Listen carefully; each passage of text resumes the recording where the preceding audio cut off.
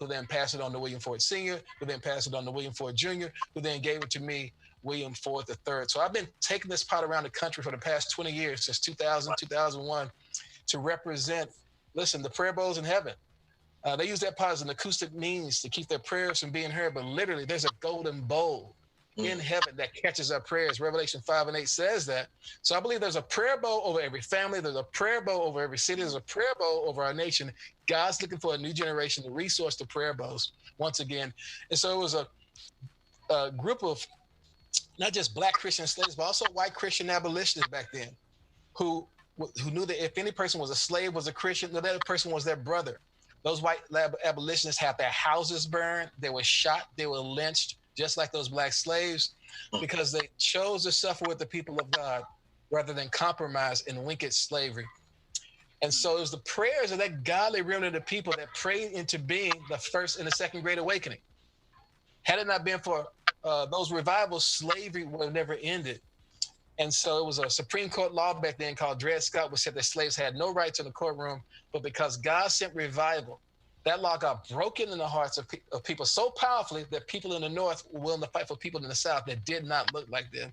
That's why I'm daring to believe, Bishop, that the same God who broke the power of Dred Scott, he can break the power of Roe v. Wade. He can put an end to poverty. He can stop our schools from being a pipeline to prison. He can shut down mass incarceration. He can shut down the opiate crisis in the suburbs and shut down the crack houses in the inner city. He's just looking for a new generation of people who will bind themselves together, drop their agendas, and come together and believe.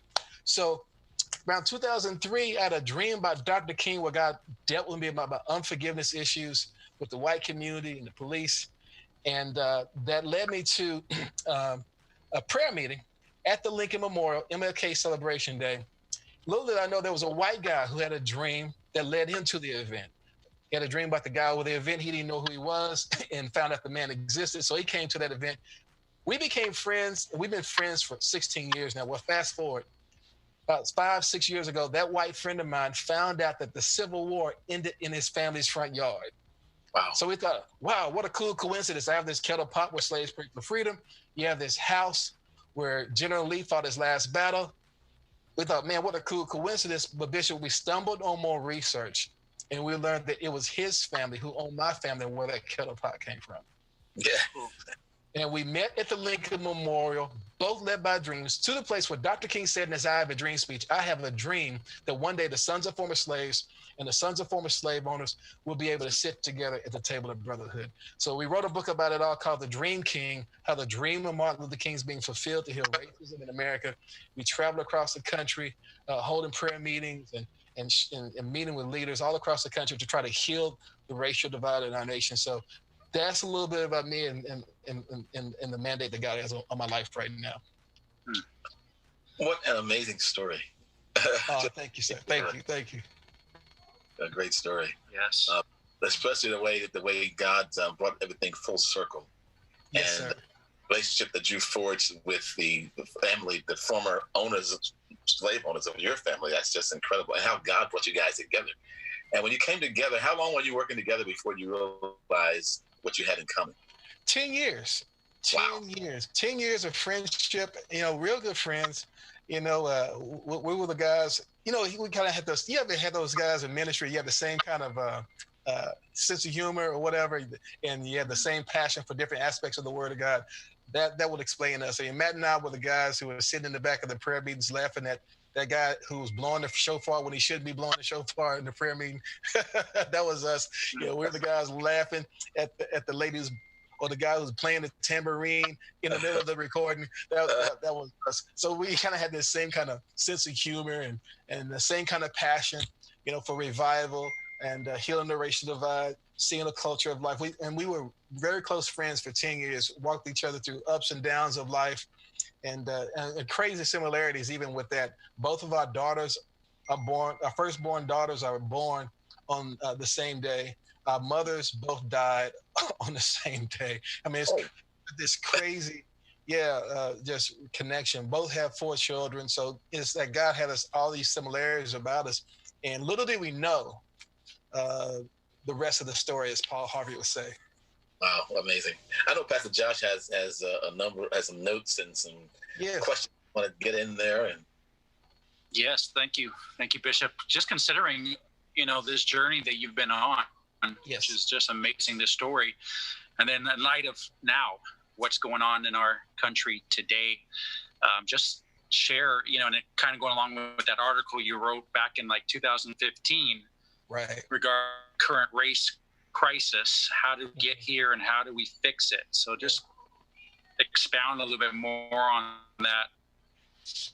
Oh yeah, Pastor Josh, I sure can do that for you. So, we look at where we are right now, and it's like we woke up in 2012, and all of a sudden we saw hashtag Black Lives Matter, and then we saw hashtag Trayvon Martin, and people were scratching their heads, going, "Oh my God, we have a race issue in America."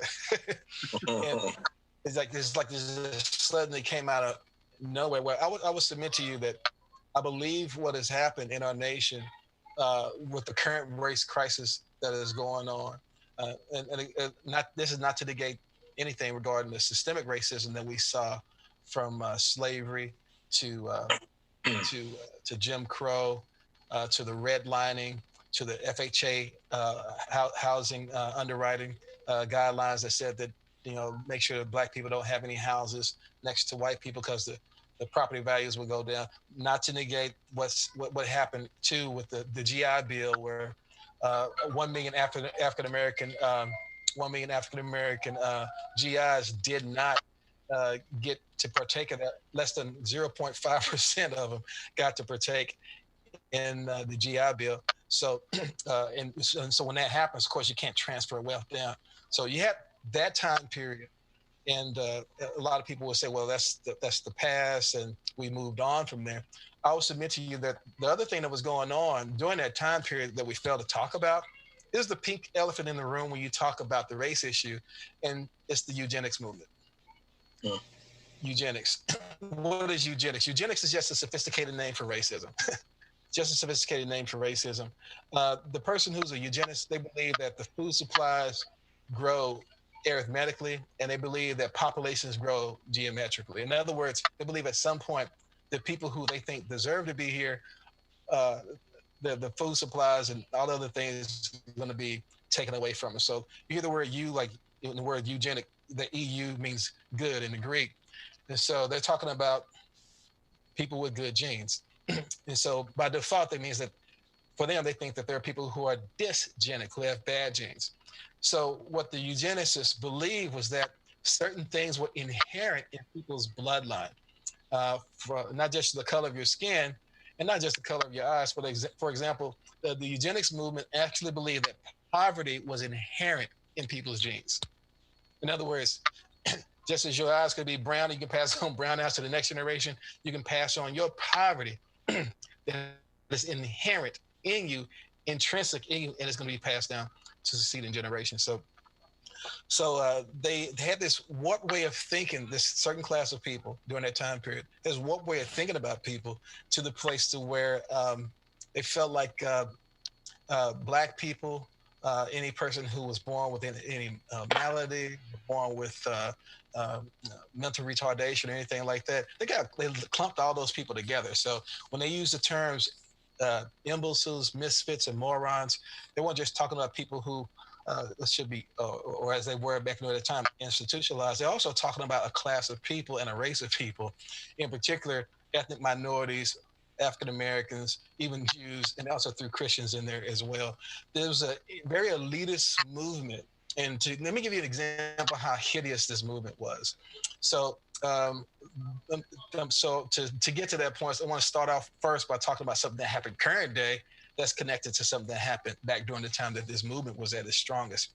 There was an ad that came out by H&M, the clothing store, about 4 or 5 years ago, where they had a little 11-year-old boy. You might have saw it, where a little 11-year-old boy who's African American had on a T-shirt that said "Coolest monkey in the jungle."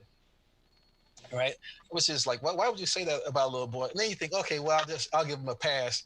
But unfortunately, right next to him was another little kid with a T-shirt on, 11-year-old white boy who had a T-shirt on that said "Jungle Survival Expert."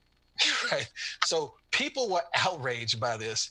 LeBron James, Jay-Z, other people were talking about the dehumanization that happens in media, especially with cartoons back in the day, where black people had features like monkeys and all this. Because the deal is this: when you can dehumanize somebody, it's easier to marginalize them and then eliminate them. And so people were outraged by that, and rightfully so. Well, the the root of that outrage actually started in 1905, 1906. Now we're thinking about Azusa Street probably because you hear that time period, but during that time there was a man named Oda Binga. Oda Binga was a was an animal trainer in Africa, and he had these tribal filings on his teeth. So uh, someone from the eugenics movement goes to Africa on a mission trip, and they see Oda Binga, and he's such a good animal trainer. They think that he's a good animal trainer because he's closer to apes and monkeys on the evolutionary scale. So this guy thinks, I need to take this guy Oda Binga and bring him back and put him on display at the World's Fair. Remember how they used to have the fairs back in the day where you had the bearded woman or whatever? Well, they brought this man back, Oda Binga, this animal trainer. They tricked him. They deceived him. He was coming in for one reason, but really they were coming to put him on display. And so they put him on display at the World's Fair, and people got outraged about it. And they said, this is just some social Darwinist project. And then there was a man named Madison Grant. Madison Grant at that time was the person who was over the Bronx Zoo, and he was part of the Eugenics Society, part of the Eugenics movement. He said, you know what? We need to put him on display in the Bronx Zoo and show how black people are closer to apes and monkeys on the evolutionary scale. Not closer to white people on the evolutionary scale, not even on the same level, but they're closer to apes and monkeys. So he buys Oda Binga. That's right. He purchased them from the World's Fair. This is after slavery. This is 1906. Buys them from the World's Fair, puts Oda Binga in a cage with an orangutan. And he has an orangutan and other apes as his cellmates. 40,000 people a weekend will come to see Oda Binga in that cell. Now, finally, there was enough outrage about it from pastors and leaders where Oda Binga was released. But unfortunately, because of all the treatment and the psychological waves of dehumanization that he received, eventually he succumbed to it and he shot himself in the heart and committed suicide. So that's what happened to Oda Binga. And Madison Grant, the man over the Bronx Zoo, actually wrote a book at that same time called The Passing of the Great Race. In other words, he was talking about how the white race was a supreme race and how they had to fight to maintain their supremacy. It was one of the first books on scientific racism, right? So even all the teaching about Angloid, Mongoloid, Caucasoid, Negroid, all that came from people in the eugenics movement who were under the influence of that eugenics thinking. So Madison Grant writes that book, and Hitler loved that book. Matter of fact, when Hitler died, that book was on his mantle. It was one of his favorite books. But the other person who loved that book was a lady named Margaret Sanger. She was part of the eugenics movement. And eventually Margaret Sanger, she told people, she said, everybody needs to read this book, The Passing of the Great Race by Madison Grant, the man who put Oda Binga on display. And so, so anyway, what happens is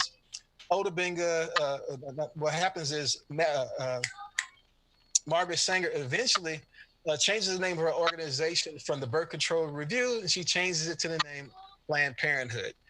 And she becomes the person who decides to go after African Americans to control their population because she sees them as dysgenic people. She actually said that black people are like human weeds and need to be exterminated. And it's not a mistake that more than 70% of those abortion clinics from Planned Parenthood are in minority communities because that same eugenic mindset is going on today. There were 33 states that had eugenic sterilization laws during that time period. And so that mindset of power, how poor people are, just need to be eliminated, exterminated, and the dysgenic people that they feel like need to have less resource. So they figured out a couple of ways to do this. One, sterilization and abortion. But they felt like if they couldn't get their agenda across that way, they would just sequester the other people that they wanted to have less of away from society. And they would do that through mass incarceration. Mass incarceration was one of the plans and the plots of the eugenics movement. I think it's not a mistake that though Americans make up 5% of the world's population. We make up what, 25% of the world's population? No, 5% of the world's population. 25% of all prisoners are in our prisons. 2.2 million people. That's more than Iran and other strong communist regimes. But anyway, all that to say, and 40% of those incarcerated, I believe, are African American, who only represent about 12 or 13% of the population in America. Right, exactly. And you think about that agenda of the eugenics movement to sequester or warehouse a whole generation of people. That's when we start seeing it happen. So you had it first, with the Republicans, with the war on drugs, with the Reagan administration, and then it was carried on with the war on crime, with the Clinton administration, when they asked for $10 billion would it be for privatized prisons. In 1994, $1 billion is a lot of money today, but $10 billion back in 94 was a lot of money. So Hillary Clinton lobbied Congress and the Senate for $10 billion for that to happen. And the privatized prison lobby became the strongest lobby in Washington, D.C. And they fought for a few things because, they're private. And so they're all about money. So they fought for some of these draconian laws. You have to use SAT words like draconian to describe how bad the laws were. For example, they had the 3 strikes you're out laws. There was a young man in New Orleans, Louisiana, who 1 year went to jail for a fight. Another time he got caught selling weed. And then 11 years later, he got caught with like an ounce of marijuana. The judge gave him 30 years in prison because of the 3 strikes. So it's this crazy time period. And then, of course, you had the crack cocaine, powder cocaine, disparities during that time period. So what happens is you have this whole generation of people for about the last 40 years that felt warehoused.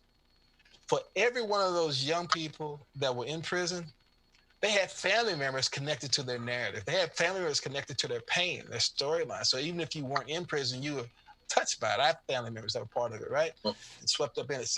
So when Trayvon Martin happens, everybody's like, what? All of a sudden we have a race issue? No. We have a race issue we've been avoiding and we haven't addressed.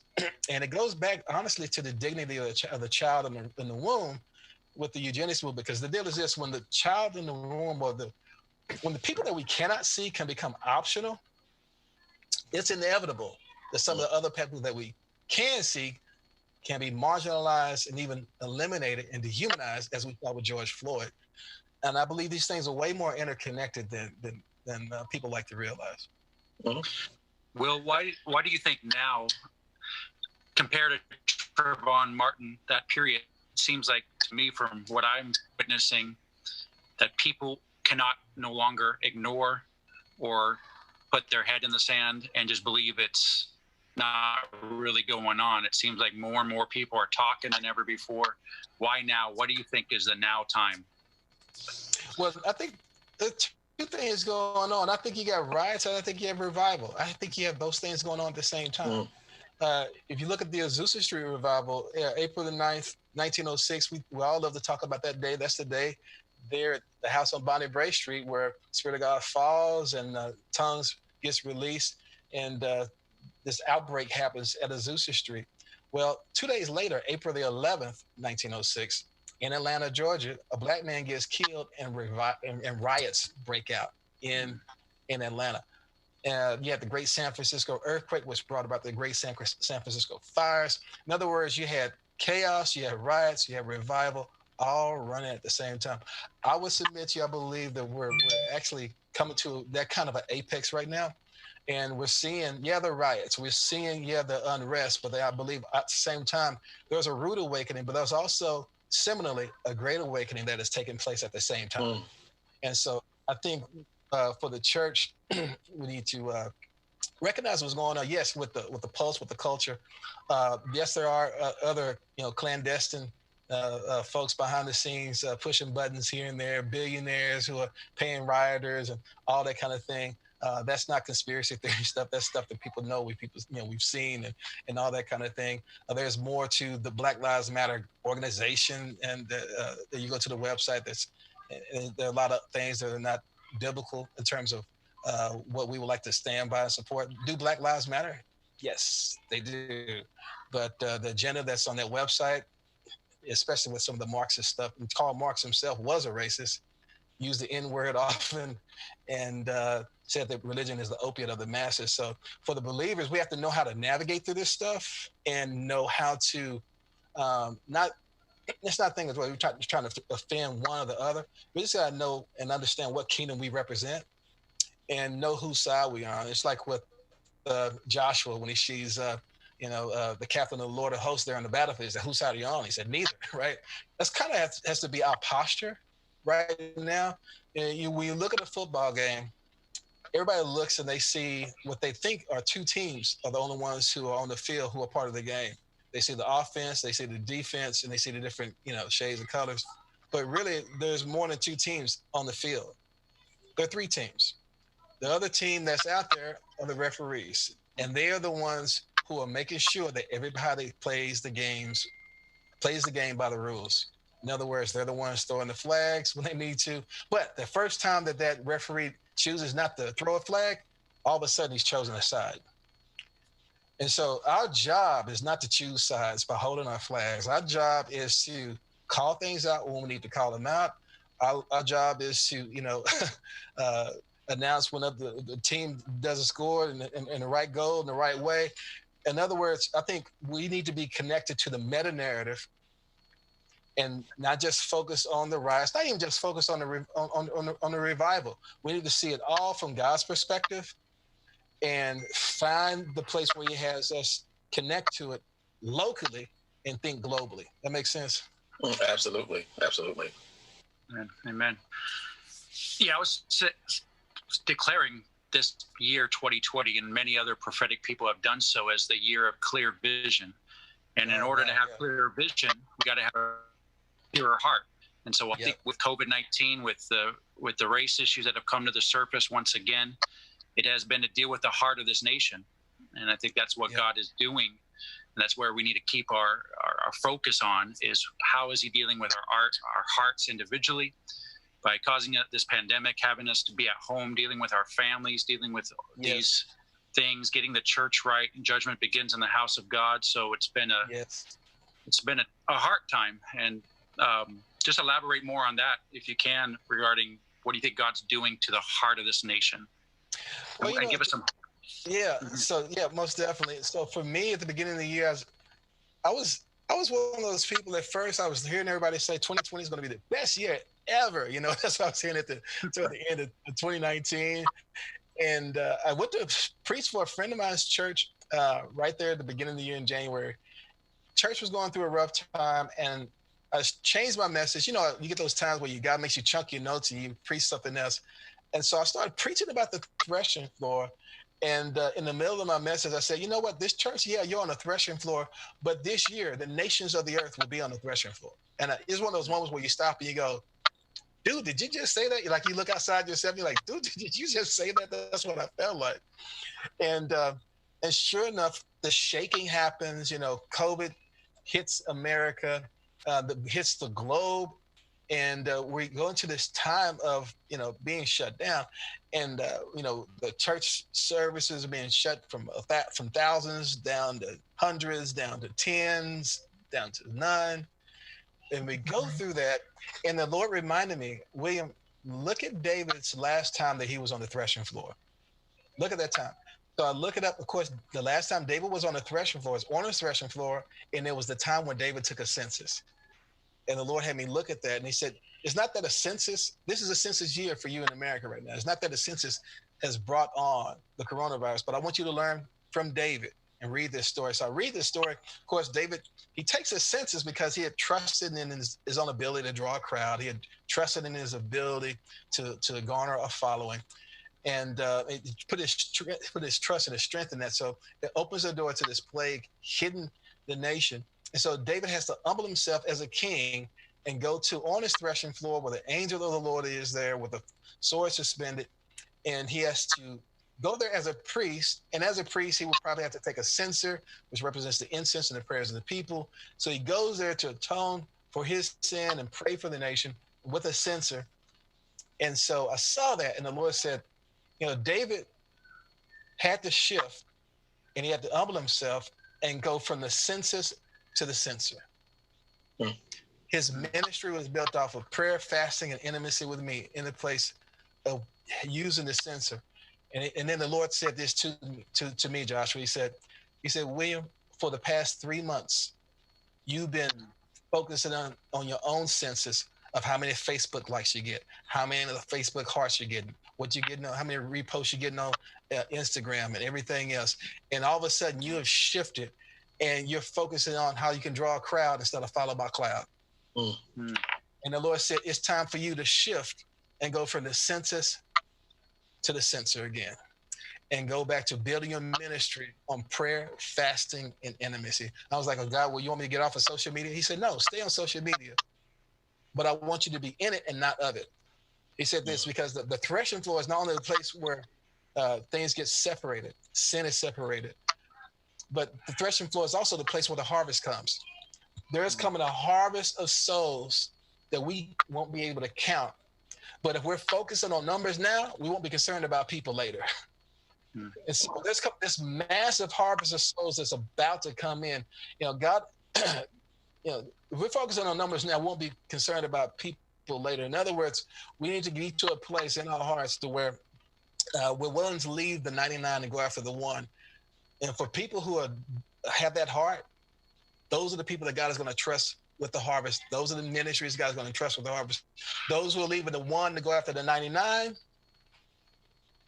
all they're going to be left to is their numbers, and then if you build it, then you're the one who has to maintain it. But if God builds it, you know what I'm saying? I had a real good friend of mine, Eugene Ajayi, a prophet from the UK, shared this powerful open vision with me. I want to share it with y'all. He said he had this open vision, and he looked out into a field and he saw wheat just as far as the eye could see, just all this wheat that was ready to be harvested. But suddenly he knew in the vision that the wheat was going to spoil in just 2 weeks. So in the vision, he began to look for people to help him with guarding the harvest before it spoiled. And then all of a sudden, he sees guys who came there, who are ministers, they're ready to work with him. But he said, but he couldn't get their attention because they were all taking selfies in front of the harvest. They were all taking selfies in front of the harvest. He's like, hey guys, we don't have time for that. We need to get out and get into the harvest. So he looked for some more guys to help him. And then he saw some guys with sickles, but he knew that these guys with their sickles, their sickle was helpful. It wasn't going to do what, it wasn't going to work in terms of bringing in the harvest before it spoiled. So he still is like, this is great, but I need more help. Then in the vision, Eugene looks over and he sees huge combines. He sees these huge combines. He's like, hey, guys, get on those combines and we can work this harvest. And so he said in the vision, the guys with the cell phones and the selfies, they said, oh, let's get on those combines. So what they did in the vision, they got not in the combines, on top of the combines. He said, man, from here, we can get way better selfies. And they started taking selfies of the harvest of themselves on top of the combines instead of using the combines. Then the vision ended. Wow. And he said that he felt like the Lord was saying, some people who are so self-focused right now, so focused on building their own platforms, they're going to miss out on a harvest. And if we're not focusing on the one, we're going to miss out on being used by God to be entrusted with the many. And so, yes, we're in this place of shaking, but the harvest comes to the threshing floor. There's a major harvest that's about to come. And it's going to be entrusted to the people who are willing to leave the 99 and go after the one because they're following the cloud and not the crowd. Praise God. Amen. Well, I have a couple of questions for you. One is kind of following on what you just talked about as far as the crowd and that kind of thing. There are a number, when it comes to Christianity today, it appears that Christianity is, first of all, people are not coming at this point. Many people are falling away, and people are leaving it churches and that kind of thing. And we need to understand, I guess, what God is doing in terms of trying to wake us up and shape us up to be able to do the work of the harvest. And so with that, you talked about all of the things, the eugenic related things that happened throughout America's history. And some of those things have contributed to and do contribute to the loss of faith and confidence and belief and trust in Christianity, because there are many people, many particularly younger people, millennials, and more specifically, African Americans who really take issue with that. And some people relate some of those things to Christianity in some way. What do you think? How do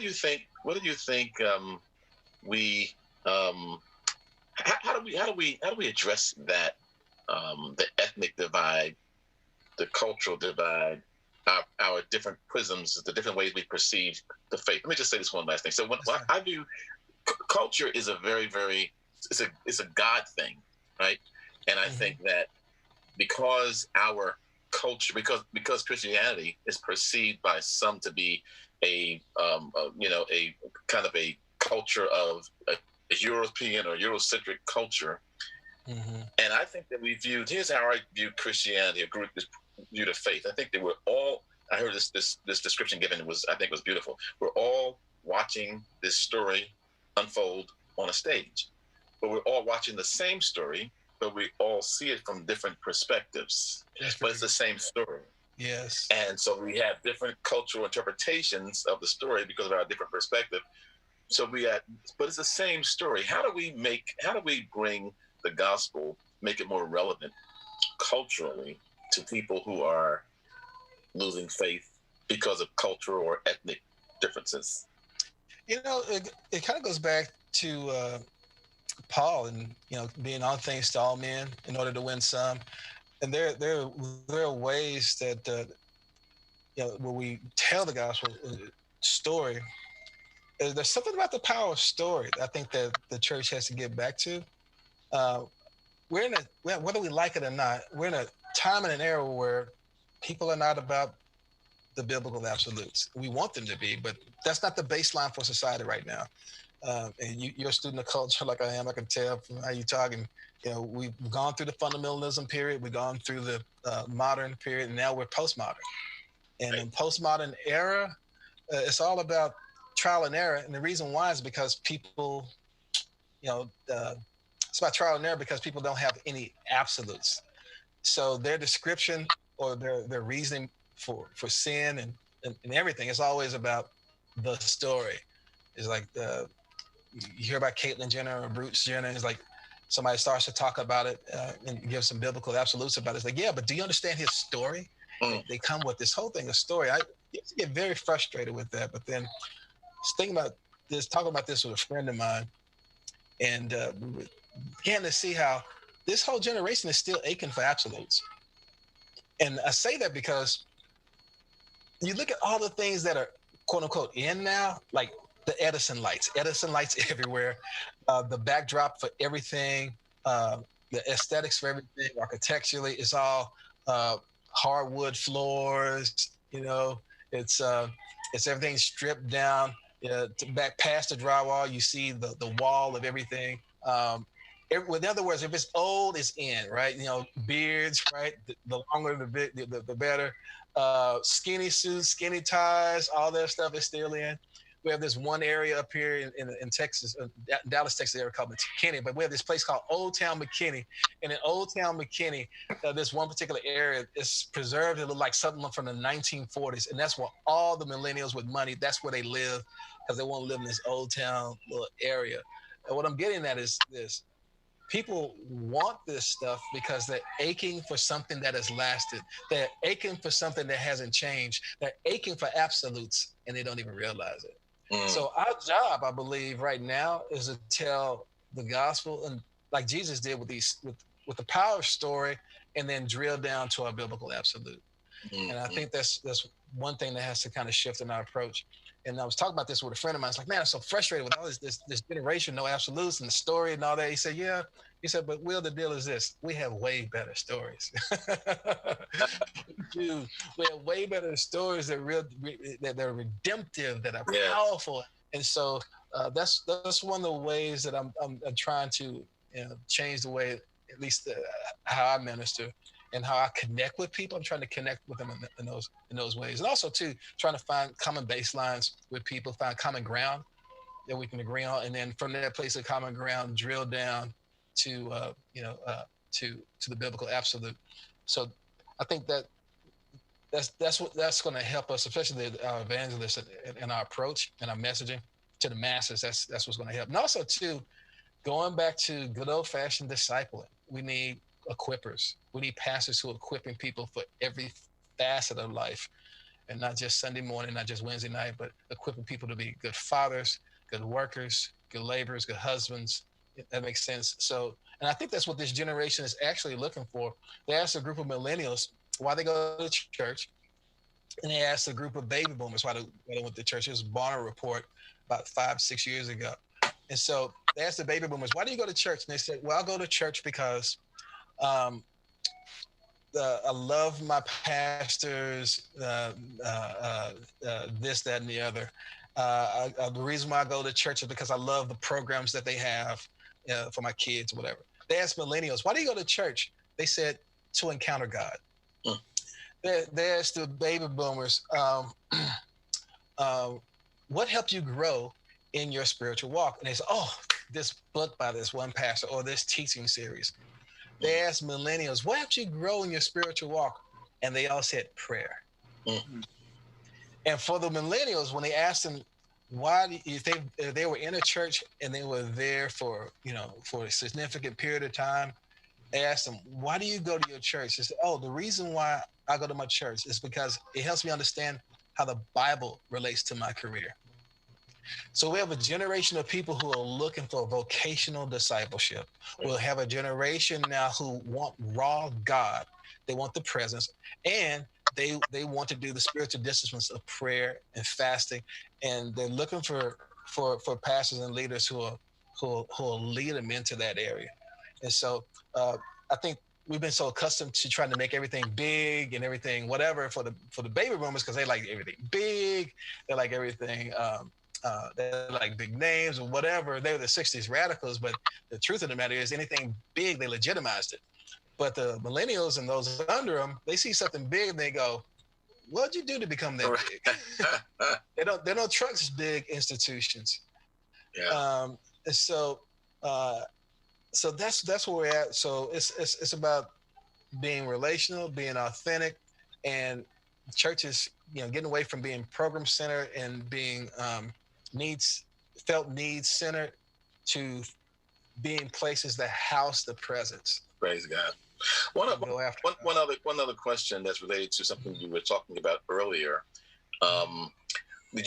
Still on the line of eugenics. How do you interpret the COVID-19, the way people are being serviced in hospitals? There were stories about people in New York it was determined who would get the use of these ventilators where there was a shortage based upon their value to society. Right. And that meant that most people who were poor and of color were put in the hallways and left to die. And also, you get your thoughts too on vaccinations. Yeah. So when it comes to the whole thing I think there's still a eugenic mindset. It may not be something that's expressly written in a policy like it was before with those FHA housing guidelines, underwriting guidelines. But if you get the wrong person in leadership who has that elitist mindset and sees a certain group of people through a certain lens, then it's easy to see how then you can have something systemic be released because you have this person from their authority, and that way of thinking affects everything under their influence. And so, like you were saying with COVID-19 and all that happening, it's something that we have to pray about. Something also too we have to call out. the way the elderly are being treated, the way that the least of these are being treated. I think it's worth calling those things out and identifying that kind of thinking. We don't need a death panel to decide who gets a ventilator and who doesn't. We need to get ventilators out to people. You know what I'm saying? So yeah, that's concerning, and that's something I'm actually, Bishop. I'm gonna dive more into that. I'm glad you brought that to my attention. In terms of vaccines, I mean, I'm a vaccine guy. I'm okay with it to a degree. It just depends on the agenda of some of the folks right now with this trying to push it uh, the wrong way, and so I'm concerned about that. I honestly trust the Bill Gates organization foundation about as far as I can throw them, to be honest. Um, so those things are concerning to me. I'm praying through all that. Uh, I kind of think I probably had COVID-19 at some point in time. I was on so many flights, and I probably was asymptomatic or something. Didn't know it. My wife and I both had a little fever for a little bit in February and got over it. And like, that was weird. What was that? And we're fine. But and when it comes to COVID-19, you think about it. I thought the summer months would knock this thing out, just like it has done with every other kind of flu virus or whatever. I just think it's very strange that this thing is still here and is going as strong as it is in one of the hottest states in our union, Texas and Florida and other places like that. I just dare to believe that this thing came out of a laboratory to survive the way it has. I think the Communist Chinese Party had a lot more to do with this than we realize. I think more is going to come out next couple of years about it. But suffice it to say, this is interesting times. We're going to lean on hearing God for our families like never before, and pray through the whole thing about the vaccines. I don't want anybody forcing anybody to take it, but at the same time, that's something I'm praying into as well. I only raise those questions because those questions are also a part of the conversation. Yeah, because they're talking about African Americans being the first ones to take the vaccine, and right off the bat, it was like, hold up, why do we have to be first? Why everybody needs to be first? Why are we special this time? Yeah, why now all of a sudden, right? All of a sudden, it's like, oh, let's get the black people. Oh. Yeah, so that's Hey, Will, I know, or first of all, with what you've been sharing, a couple of things came out to my mind is what God's dealing with is self-idolatry, number one, and then church idolatry, number two, where we put too much emphasis in the program, the person leading the church, the building itself, rather than God himself on the throne and his call to disciple the nations. So I believe that's the work that they're doing in our hearts and in this nation, and judgment in the house of God. But with regarding the COVID-19, I read an article that you put out regarding sharing about your son having 7 dreams, 7-year-old son. So share about that.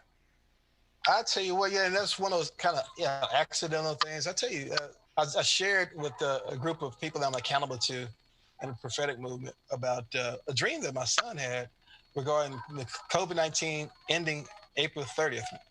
And I shared it, and then something leaked. And so since it got out, I was like, well, I need to get ahead of this thing before it gets crazy. And so my son had 2 dreams by that time about it. And then he wound up having 7 dreams. So I had to steward what was going on with my son in these dreams. So let me share the dreams. So my son has this dream. In the dream, he says he sees a huge plant, a huge green plant that had a crown on his head. And he knew that the plant represented the coronavirus. The interesting thing, he didn't know that corona means crown. He's just a 7-year-old boy. So in the dream, he said this thing had arms and hands, and it was squeezing the whole earth. It's way bigger than the earth, and squeezing it. But then he said all of a sudden, he saw a lion cross with a lamb. I said, what do you mean lion cross with a lamb? He said, well, it was a lion that had a lion's head and had a lamb's body. And he said it attacked this thing and ripped it to shreds. And then he saw a sign that said, "This will end April 30th." And I thought, man, that's a pretty intense dream. So then the next night, he had the exact same dream again. And this time, the green plant that was the coronavirus was smaller. And so I was like, wow, that's intense. He had that same dream 3 nights in a row. So the next day he wakes up. He said, "Daddy, I had another dream." He said, "In this dream, I saw some clouds, and I hear a voice say, 'Pray, pray, pray.' And then when the clouds part, I see that crown green plant." He said, "But this time it doesn't have the arms, and it can't squeeze the earth." And then the lion lamb ripped it to shreds, and I see a sign that says, "This will end April 30th." He said, "I had that dream 2 more nights, so I had that dream 3 times, and then finally he has the last dream, and in that dream he sees." He doesn't hear anybody say, "Pray, pray, pray." He just sees the clouds part, and he sees the crown green plant, and it's trying to squeeze the earth, but it can't. He said, "But for the first time, the earth was bigger than the crown green plant." And then this time, the lion lamb just took it and threw it in a pit. He said, "I think it was a pit of hell." And then saw a sign in the clouds that said, "This will end April 30th." And so my interpretation of it finally was this, is that not that it would end. These series of dreams happen April 14th to April the 20th, 7 nights in a row. He never had an encounter like this in terms of dreams like this. He dreams, but when it's not that often. But when he does, it's many times very powerful prophetic dream. My son has. So anyway, my interpretation of it was that this dream represented how this coronavirus outbreak is being mitigated right now. I just believe that it's been squeezing the earth. It's the quarantine, but it's had the whole world. It's shut down everything by having this hold on the economies, hold over nations, squeezing the earth. But then there's been this war where the Lord is warring on our behalf with this thing in the place of prayer. But just like in that dream where this thing came back, but came back weaker, I believe that's what we're going to see, is these different waves where it's going to come back in intensity to try to do more damage. But eventually, I believe this thing is coming to an end, just like we saw. I think 7 represents, of course, completion. I think we're going to see a complete end to this. And when I was on with Steve Schultz, I did an interview with him, and I said, I believe not by this April 30th, but April 30th, 2021, we will see this come to a complete end. So that's where my heart is on it. But what I saw is after April 30th, 3-4 month patterns where we need to pray into. April 30th being the times that the squeeze was being lifted, the quarantines were starting to lift, and during those 4 months, it was about pursuit. God gave me Isaiah 30 and verse 8: pursue, overtake, and recover all. First 4 months is about pursuit. I think we're still in that pursuit stage until August. In other words, this is our time to pursue the Lord, and in that time of pursuit, we're going to find that God's going to pursue us. And it's a powerful time of intimacy with the Lord, and also God equipping us for getting all of our stuff back, just like David did with Ziklag. And so then overtake, 4 months overtaken from August to December. That's going to be a time of overtaking. In other words, it's going to be time to engage and fight, and it's all hands on deck. Find out who you can go to lunch with, find out who you can talk to on the phone, and find out who you can go to war with. This is that season. It's not personal. It's just business in that particular time period right there. So it's going to be time for the church to focus and stay engaged those 4 months, because those 4 months could decide the next 20 years for our country, especially in terms of either a great decline or a great prosperity being set in place and recovery set in place. Then after that, recover all. So from December all the way up until April the 30th of next year, that's going to be the time period of recover all. And we're going to into a time of, I believe, economic prosperity and recovery like we've never seen before. So that's what I see prophetically happening with the whole thing. Pastor Josh, we have about I think about 8 minutes, and we do want to give Pastor Will Ford an opportunity to talk about any material or books or material that he would like to share. But you can have, Pastor Josh, you can just say whatever you want to say, and then we can let Pastor Ford give information about his books and that sort of thing. Yeah, amen. Will, it's been such a blessing to have you and just hear your heart. You. Definitely a man of prayer and seek the Lord, and that's been how I've been trying to guide our church through this whole thing. Is what is the Lord saying? That's what matters. Yeah. A lot of people saying a lot of things. Totally, what is God saying? And I was preaching this Sunday about freedom, and I was sharing Martin Luther King's I have a dream speech, and a lot of reference to freedom in that speech. And I know with your ministry and reconciliation and years of this, where do you see us at regarding closer to the fulfillment of that dream being reality? I feel like we're at the tipping point, like I said before, with you have the rude awakening before the great awakening. We need to see what happened to George Floyd. We needed to see what happened to Ahmaud Arbery. We needed to see those things. The nation needs to see it. And I'm happy with the response, honestly. When you see a woman who's there on the delivery table, if she's taking an epidural, she doesn't know when to push. She'll know when to push that baby out. She'll know when the contractions are. She's been anesthetized. And for the longest, I think we've been anesthetized a little bit. We haven't recognized the pain that the nation, at least part of the nation, has been in. But I think now we have our monitor, which has been our computers and our TVs, and people are contracting because they feel what's going on. So the fact that people are feeling what they're feeling about where we are is amazing. The rioting, of course, the other things that are happening, the looting, that's heartbreaking. But at the same time, I'm glad that the nation feels something about where we are. That's a good thing. So in other words, the mask isn't pulled off of this thing as much as it can be. Mm-hmm. And but you have two movements operating right now. You have the true justice movement. You have the false justice movement trying to operate at the same time. But I think God's raising up this united remnant. He's going to use a united church to heal the division in this nation, and we're going to move the chain forward. And I'm excited, honestly, about where we are right now. I went from my slate being clean, with because of COVID, and now I'm doing Zoom calls all around the world with people who are looking for hope, looking for healing, and I get a chance to share my 25 years of experience working with reconciliation and revival, and imparting that and raising up and equipping a new generation of people to participate in those conversations. And I'm really excited about it. So I'm excited about where we are. I'm excited about the posture of the nation. And I think, God's going to bring us to another place of humility, but we're going to rise up out of the ash heap of this stuff.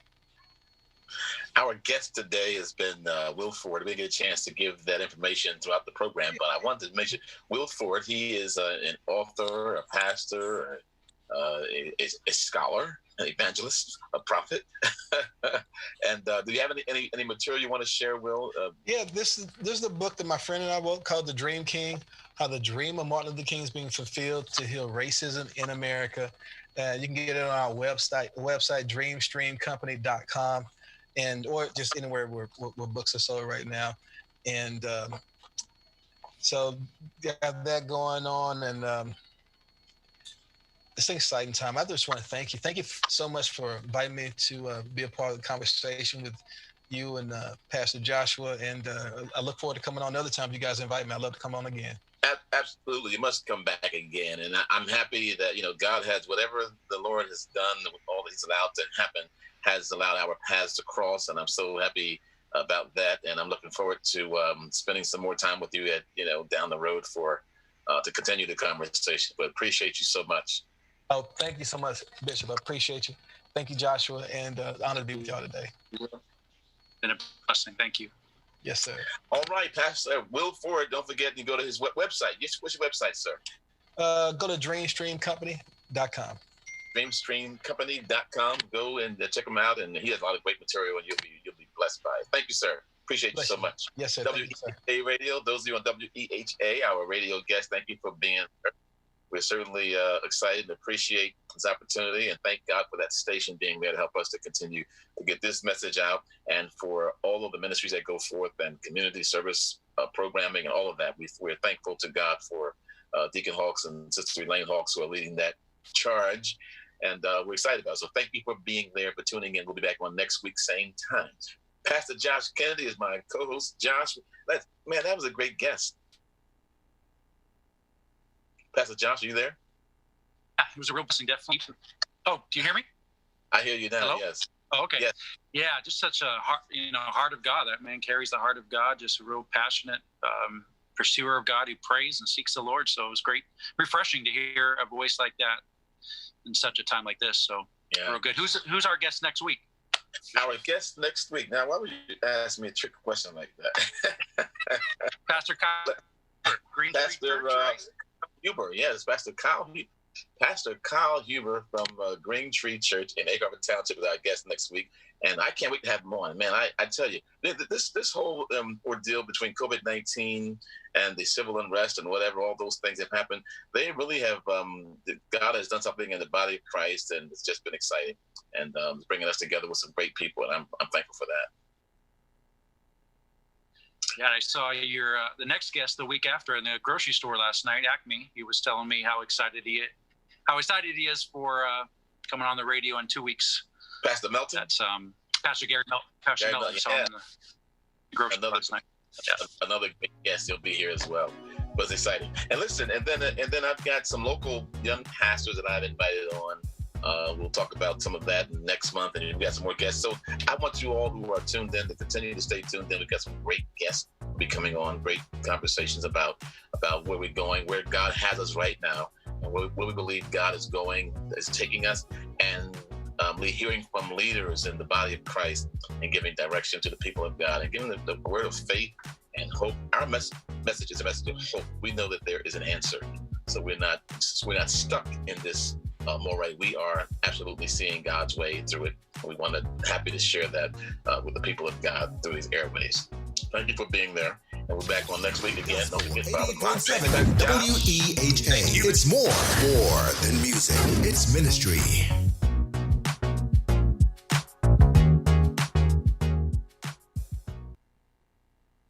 WEHA, Port Republic, Atlantic City, and now on FM Translator 100.3 W262CF, Atlantic City. Partners in Faith presents Out Front Podcast Radio Show with hosts Bishop John